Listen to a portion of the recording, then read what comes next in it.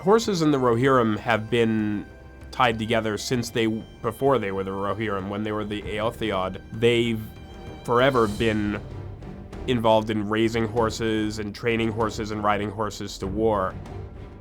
The Miras are the lords of all horses. They're sort of a strain of horses with extremely pure blood going back to time immemorial, who have developed this affection and mutual admiration for the kings and princes of Rohan. I looked at horses that might have some kind of connection with royalty in the real world, and when you think about those, things that come to mind are the battle mounts of the High Middle Ages.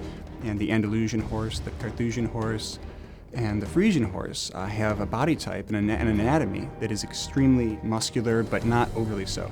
Just as you might think about a lean thoroughbred for the track, you wouldn't expect to see an armored warrior riding that horse into battle. And so the body type of the horses, the way they look in game, is different. Another thing that we did is we gave them very prominent feathering on their hooves, which adds an element of floating to the effect when you see them run. We are now at a point where the horses will be customizable in the way that avatars are. They'll have different slots that players will be able to customize. You can now manipulate their appearance piece by piece. Your head and neck gear will be able to be changed, your body gear on sort of the haunches, as well as leg protection.